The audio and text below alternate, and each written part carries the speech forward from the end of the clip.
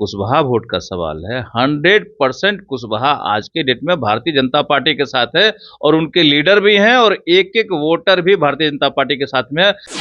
नीतीश कुमार जी जो सोच रहे हैं जी। उनको कोई तवज्जो देने वाला नहीं है। पूरे देश में कोई इनको भाव नहीं दिया, पूरे देश घूमे कि कोई हमको प्रधानमंत्री कैंडिडेट मान ले, कोई नहीं माना, कोई पार्टी नहीं माना। पूरा देश जान रहा है कि ये बुझते दिए की तरह है, इनका अब समापन है, इसलिए इन्हें कोई तवज्जो नहीं दे रहा। देखिए, उपेंद्र कुशवाहा जी अपनी पार्टी चलाते हैं, स्वतंत्र राजनीति करते हैं। अब किसी के गोद में बैठे हैं तो दूसरे को पेट में क्यों दर्द हो रहा है?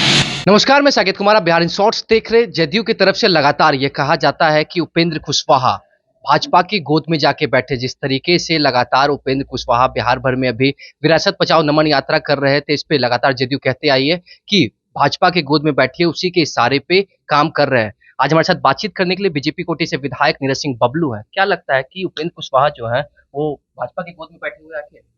देखिए, उपेंद्र कुशवाहा जी अपनी पार्टी चलाते हैं, स्वतंत्र राजनीति करते हैं।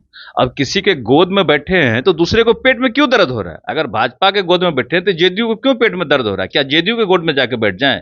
जेडीयू वाले क्या चाहते हैं? उनके गोद में बैठ जाएं। वो बीजेपी के साथ रहे हैं, हो सकता है बीजेपी के साथ फिर भी रहेंगे, इसमें उनको पेट में दर्द क्यों हो रहा है? उपेंद्र कुशवाहा जी बड़े नेता रहे हैं, बिहार में केंद्र में मंत्री रहे हैं, बिहार में अपना राजनीतिक जमीन को मजबूत कर रहे हैं, तो किन्हीं को पेट में दर्द नहीं होना चाहिए।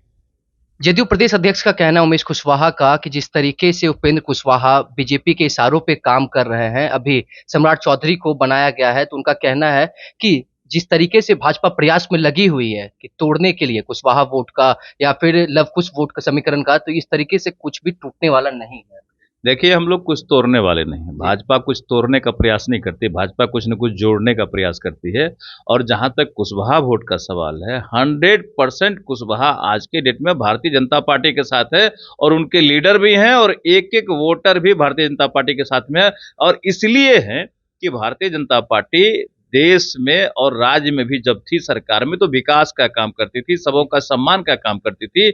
इसी को देख करके पूरे कुशवाहा समाज के लोग 100% भारतीय जनता पार्टी के साथ। तो अब कहीं ऐसा तो नहीं है कि आने वाले चुनाव में लव कुश समीकरण को लेके आप कह रहे हैं कि कुशवाहा वोट का जो भी है वो भाजपा की तरफ है, जदयू वाले कह रहे हैं कि उनका पुराना जो घर है वो जदयू है और अब उपेंद्र कुशवाहा भी अपनी मजबूती दिखा रहे हैं, तो आने वाले चुनाव में क्या लग रहा है कि अब लव कुश समीकरण पे ही वोट होने वाला है? देखिए, पूरा जो लव कुश समीकरण बना रहे हैं ना, लव और कुश दोनों समीकरण जो है ना वो भारतीय जनता पार्टी के साथ है। आप अगर जाएंगे जनता में और समाज में जाएंगे तो पता चल जाएगा कि कौन काम कर रहा है और जनता किनके साथ है। लव कुश का जो पूरा समीकरण है ना वो पूरा का पूरा भारतीय जनता पार्टी के साथ है, किसी दूसरे के साथ नहीं। नीतीश कुमार लगातार विपक्षी एकजुटता में लगे हुए। एक बार फिर से उन्होंने कहा कि मैं 2 बार दिल्ली गया, 2 बार दिल्ली में मैंने बात करने का कोशिश किया, लेकिन उधर से किसी भी तरीके का जवाब नहीं आया है। विपक्षी एकजुटता में वो लगे हुए, कह रहे हैं कि जितने भी क्षेत्रीय दल हैं वो तमाम दलों को एक साथ होकर भाजपा के खिलाफ लड़ाई लड़नी चाहिए। देखिए, नीतीश कुमार जी जो सोच रहे हैं उनको कोई तवज्जो देने वाला नहीं है। पूरे देश में कोई इनको भाव नहीं दिया, पूरे देश घूमे कि कोई हमको प्रधानमंत्री कैंडिडेट मान ले, कोई नहीं माना, कोई पार्टी नहीं माना। और यहाँ तक कि सोनिया गांधी जी के यहाँ गए मिलने के लिए तो सोनिया गांधी जी इन लोगों से मिली तक नहीं। इससे बड़ा अपमान बिहार का नहीं हो सकता, एक मुख्यमंत्री जाए सोनिया गांधी से मिलने के लिए और वो नहीं मिले, तो ये पूरे राज्य का अपमान, ये बिहार का अपमान है। नीतीश कुमार जी ने बिहार का अपमान कराया। इनको पहले टाइम लेके जाना चाहिए, बिना टाइम लिए पहुंच गए कि हमको प्रधानमंत्री कैंडिडेट मान लो, तो कौन इनको मानने वाला, कौन इनसे मिलने वाला? कहीं कोई इनको मानने वाला नहीं है। पूरा देश जान रहा है कि ये बुझते दिए की तरह है, इनका अब समापन है, इसलिए इन्हें कोई तवज्जो नहीं दे रहा है। एक आखिरी सवाल रहेगा, आपने कहा कि नीतीश कुमार अपने आप को प्रधानमंत्री के कैंडिडेट कह रहे हैं, लेकिन तेजस्वी यादव ने तो अभी कुछ दिन पहले ही कहा था कि ना ही मुझे मुख्यमंत्री बनना है, ना ही नीतीश कुमार को प्रधानमंत्री बनने का ख्वाब है। जिस पद पे है बिहार के विकास के लिए काम कर रहे हैं।